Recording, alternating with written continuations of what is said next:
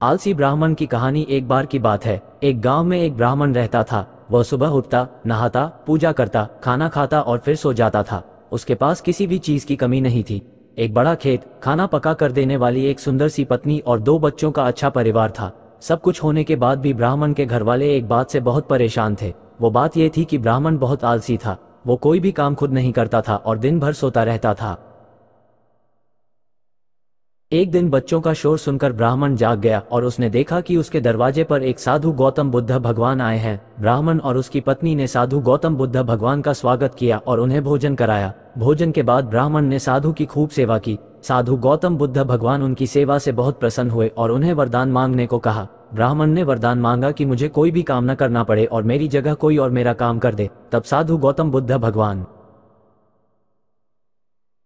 दान में एक जिन देते हैं और साथ में ये भी कहते हैं कि जिन को हमेशा व्यस्त रखना, अगर उसे काम नहीं दिया तो वो तुम्हें खा जाएगा। वरदान पाकर ब्राह्मण मन ही मन बहुत खुश हुआ और साधु गौतम बुद्ध भगवान को आदर के साथ विदा किया। साधु के जाते ही वहां एक जिन प्रकट हुआ। पहले तो ब्राह्मण उसे देखकर डर जाता है, लेकिन जैसे ही वो ब्राह्मण से काम मांगता है तब ब्राह्मण का डर दूर हो जाता है और वो उसे पहला काम खेत जोतने का देता है। जिन वहां से गायब हो जाता है और ब्राह्मण की खुशी का ठिकाना नहीं रहता। कुछ ही देर में जिन फिर आ जाता है और बोलता है कि खेत जोत दिया, दूसरा काम दीजिए। ब्राह्मण सोचता है कि इतना बड़ा खेत इसने इतनी जल्दी कैसे जोत दिया। ब्राह्मण इतना सोच ही रहा था कि जिन बोलता है कि जल्दी मुझे काम बताओ, नहीं तो मैं आपको खा जाऊंगा। ब्राह्मण डर जाता है और बोलता है कि जाकर खेतों में सिंचाई करो। जिन फिर वहां से गायब हो जाता है और थोड़ी ही देर में फिर आ जाता है। जिन आकर बोलता है कि खेतों की सिंचाई है, अब अगला काम बताइए। ब्राह्मण एक एक कर सभी काम बताता जाता है और जिन उसे चुटकियों में पूरा कर देता है। ब्राह्मण की पत्नी यह सब देख रही थी और अपने पति के आलसीपन पर चिंता करने लगी। शाम होने के पहले ही जिन सभी काम कर देता था।